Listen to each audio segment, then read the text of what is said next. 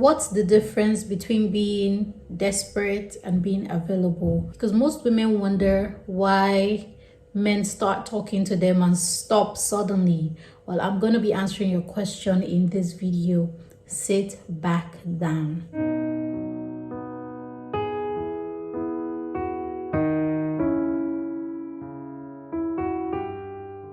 Hi beautiful people, welcome to this YouTube video. Coach Thyna here, and I'm so excited to share with you this very common question that people ask me as a coach, that what must I have done that would make him think I'm not wife material? Did I seem too desperate? Was I too available? Well, the truth is there's a difference between being available and being desperate. Now, let me tell you something. There's something called the future husband syndrome, right? And most women suffer from this future husband syndrome because we are natural lovers and natural nurturers. When we meet a new guy, when ladies meet a new guy, with the way that they talk to us and make us laugh, somehow it's easy for you to think, whoa, he could be my future husband. I will never forget how I started speaking to someone and we were talking, and then he updated his status. Then I was single. Now I'm very, very married, right? But then he updated his status on WhatsApp, and I saw that he was into cars. He had told me he was into cars though, but I saw him driving a green Ferrari. I would never forget. And somehow it just dawned on me like, whoa, this guy sells cars. So if I want to use a Ferrari for my video shoot, there he would be. If I want to use a Bugatti for my video shoot, there it would be. And then I thought to myself much later, well, it didn't work out. But you see, that future husband syndrome would have gotten me so engrossed that I wouldn't be able to think straight or think, is this guy good for me or not? So let me tell you why men may have stopped talking to you and why you might feel like, you have been too available. Now, there's a difference. You must create a balance when you're meeting a new guy so that you don't seem too desperate. How do you seem too desperate? By talking about future plans with him. If a man has never talked about future plans with you, if you bring it up, you are desperate. And I want you to know that. If a man has never mentioned anything about marriage or wedding or even engagement, and you're talking about engagement or like that's a sign that you are being desperate. If a man has never told you about his family, his siblings, his mom, his dad, if you are doing it first, you're being desperate. Because why are you giving something that wasn't asked for? That's desperation. You might think, I didn't give sex, I didn't give money, but your actions are even louder than people who give sex, So you need to be very careful that you do not seem desperate when you're meeting new people. A lot of ladies that I have come in contact with, they don't have wife material personality. You must be a wife material if you want to be wifed.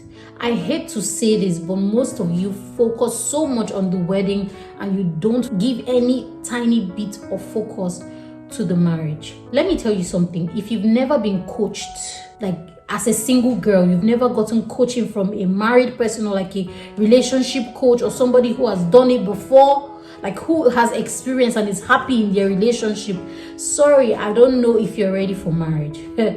You see, when I was single, I would drag information out from married people. Like, when you're fetching water from a well, that's how I would fetch out information because I wanted to know. And I could tell the people that were telling me the truth and the people who were lying. Some people were really blunt with me and telling me, I didn't marry right. My husband is this and that and that. When we're dating, I thought I'll be able to change him. All the information I got was what helped me when I was picking a partner. So I met series of men. If you know this, you know that I had 14 suitors. 1 and 4, 14, and I said no to all of them till I met my husband. The reason is because I knew what I couldn't stay with. I knew what I couldn't live with. I've never seen my parents fight each other before, so I decided that I'm never going to be in a relationship where there's fight, where argument is a norm. That's for me because I understand that all the married people who are happily married, They don't fight every other day. Now they disagree on things, but fighting and exchanging words, calling each other bastard, the way my mentor would say it, is not the way that I pictured mine. So you get all the information you need now. Someone told me to my face that the person who would make their wedding dress, it costs 5K, it costs 10K or so. Incredible money like that. And this person has never paid for anything like coaching, never come for any of my master classes, never attended anything. I will not be the one to expose it to you that you are about to enter something that you might never recover from, because a bad marriage doesn't leave you the same, just how a good marriage doesn't leave you the same. I am not the person that I was when I married my husband. Now both of us are pouring into me, and both of us are pouring into him, because there is a healthy love. But if you go into something that is not healthy, and see what most people say is, oh, Jesus is going to send my husband, and Jesus is going to do this, I always laugh. I laugh because Jesus, who made you, has told you that you need to study to show yourself approved. That's what the Bible says. Study, learn.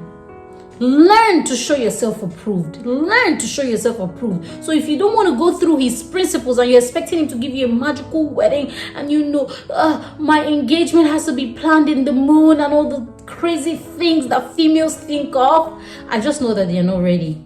Because that wedding is one event. The rest of your life, have you thought about it? Have you thought about the person's, upbringing, his temperament, his parents' marriage, his beliefs in life? Have you thought about all those things? But that's none of your concern, because all you want is that wedding dress by that one designer. So I got my wedding dress from one of the basic stores. My husband got my wedding dress for me because he was going to bring it to Nigeria. I told him, buy from this store. I think it was Pretty Little Thing, I believe. And he got it and I wore it, and all those things don't matter now. This is not the ring he got me engaged with. Look at this ring. It's beautiful. If you see it in person, it glitters. This is not the ring he got me engaged in. We've only been married for 2 years, but we have seen how God has increased us, that we can afford the things that we want.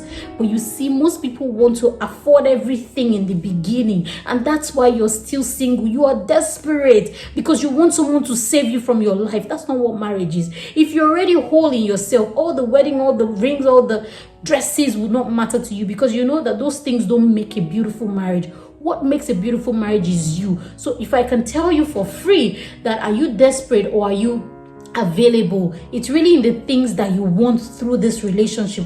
It's really in the things that you want through this marriage, and what you want to do, what you want people to feel like. My engagement needs to be my engagement with my husband and myself. Now, this doesn't mean that you cannot have a big engagement, but please don't be too desperate to want what that other person wants and what that other person wants. Men usually know the females who stand out. And if you're looking for a godly man, I want to tell you that a godly man will be disgusted by certain things that you have fantasized about, and he was gonna be the one to save you from yourself and You need to be very careful. There's nothing wrong with believing God for things. There's nothing wrong with, trusting that God will provide everything that you want in the marriage, because that's what people are like, oh, but Coach Thyna, God will provide. If the God who sends the husband is the one who will provide for the wedding and Yes, let him provide, but don't tell him how to provide. Follow the trail of wanting to be with a godly man. And these godly men, they know. They've met other females before they met you. Why would they settle with you? They will only settle with you because you don't have the same unrealistic desires like these other girls in the street. Because let me tell you the truth, if you let a godly man pick, he's going to pick a girl that has a nice body, nice figure, nice boobs, nice butts, and marry her. But he's only not marrying those kind of females because he wants values. Now, you that you're a daughter of God, your own values are not even in place. So you leave him no choice. I saw one of my fellow artists then, many years ago, he tweeted that most of us Christian guys are still single because we're waiting for Nicki Minaj to become born again. And I laughed, but that's the truth. Most ladies think that they have to just have, go to church every day and serve in church. If you don't have the value and the looks that this man wants, sorry. I want to tell you how it is. They see you first before they hear you. And when they hear you, please don't say nonsense. That's another way to make them run quicker. because they see you first. Oh, fine girl. My husband saw me first on Instagram. Fine girl. And then he messaged me and then he was like, whoa, who is this girl? I knew that he was being mind blown because I had poured in so much in myself. I had gotten coaching.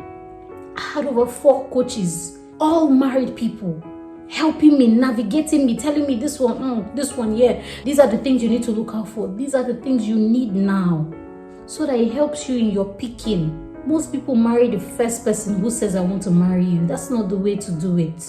You must not be desperate. You can be available. How to be available? Be friends, laugh, but have a life. Have things that you do every day to make you the most precious daughter of God. You need to have it. Okay, ladies? You need to want it and you need to have it. That's one thing I want you to know. If a man is going to choose you out of the multitude of females, then you must have something that every female does not have. And that comes with your priorities. Okay? Your priorities must be set right. Your dreams and desires must be about the marriage, not about the wedding. You must know how to be a good and godly woman, and you must know how to be a baddie. So if you know, I host master classes on helping women become baddies, because you need to start that life from when you're single. I started my baddie life from when I was single. I remember, my siblings would go to sleep because we were sharing one bathroom, and because I know that no one is coming to knock, I would go into the bathroom, I'm showering, I'm shaving, I'm doing all the things that I now teach ladies how to do it, so you don't have things like boils, how to care for yourself, because it's so important. I wish I could, give you a glimpse of marriage. Nobody gets married to you because, you're a Christian girl, you're a nice girl. They marry you because first they can have nice sex with you that is not smelly. They marry you because they want a good woman who makes good food. They marry you because they want a friend. But most people are not even friend material. So ladies, you want to be a friend material. You want to ask him questions and listen to the end and not interrupt him. You want to learn all of these things, and these are the things we teach on the bootcamp, because it's so important if you will move from being desperate to being available. I will see you in my next video. Until then, remain beautiful, remain on fire for God, remain a hot girl. Bye-bye.